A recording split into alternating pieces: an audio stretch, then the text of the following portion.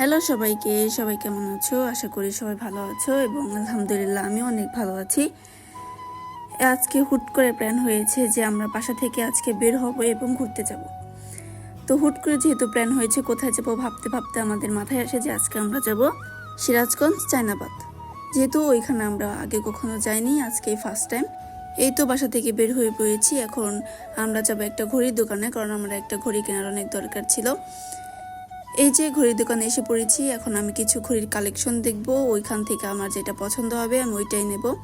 এখানে কিছু কালেকশন দেখছিলাম, আমার পছন্দ হয়নি, কিন্তু আমার এই ঘড়িটা অনেক পছন্দ হয়েছে, আমার হাতে অনেক মানিয়েছে। এরপর এটাই আমি চয়েস করেছি এবং ঘড়ির কাজ শেষ করে আমরা দোকান থেকে বের হয়ে পড়ি, কারণ আমাদের অনেক দেরি হয়ে গেছে। আমাদের সেই যেতে হবে সিরাজগঞ্জ, এর জন্য আমরা তাড়াতাড়ি দোকান থেকে বের হয়েই গাড়িতে উঠে পড়ি। এই দেখো, গাড়িতে উঠে তো আমি একদম সারপ্রাইজ হয়ে গেছি, কারণ গাড়িতে ছিল একটা অনেক সুন্দর ফুল, যেটা আমি জানতামও না যে এত সুন্দর একটা ফুল। সাথে কিন্তু আবার একটা চকলেটও ছিল। যাই হোক, মাশাআল্লাহ ফুলটা অনেক সুন্দর ছিল। এবং আমরা চলে আসি মধুপুর, কারণ আমরা দুপুরে বাসা থেকে কোনো কিছুই খেয়ে বের হইনি। এর জন্য আমাদের অনেক ক্ষুধা পেয়েছিল। এর জন্য আমরা বলি যে মধুপুরে এসে আমরা কোনো একটা রেস্টুরেন্টে বসে খাবো। এবং আমার অনেক মন চাচ্ছিল যে কাবাব খাবো, এর জন্য আমরা একটা রেস্টুরেন্টে যাচ্ছি, কানন কাবাব ঘরে। কিন্তু দুঃখের বিষয় হচ্ছে ওইখানে গিয়ে আমরা কাবাব পাইনি, কারণ ওরা 5টার পরে কাবাব বানায়। এরপর কি আর করার, আমরা যাচ্ছিলাম ঘাটাল, কারণ ঘাটাল গিয়ে আমরা খাওয়া দাওয়া করবো, এখানে একটা ভালো রেস্টুরেন্ট আছে। এরপর দেখতে দেখতে আমরা চলে আসি সেই রেস্টুরেন্টে। মাশাআল্লাহ রেস্টুরেন্টের ডেকোরেশন এত সুন্দর ছিল যা বলার বাহিরে। এরপর আমরা ভিতরে ঢুকতে শুরু করি। ভিতরে ঢুকেই তো এত সুন্দর জায়গাটা ছিল যা বলার বাহিরে।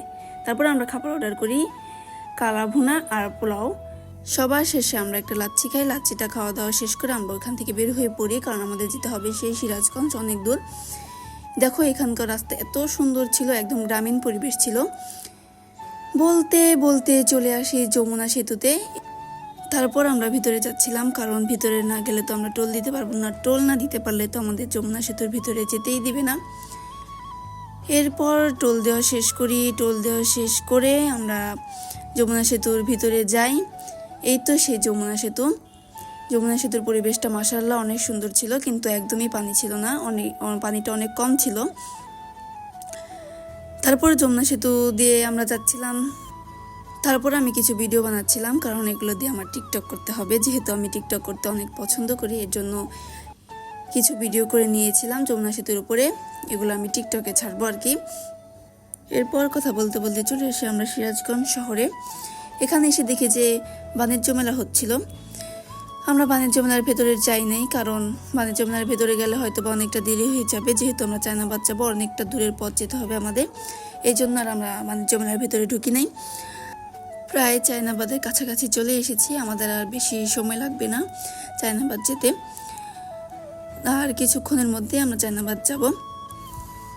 তো চলে এসেছি সেই চায়নাবাদ।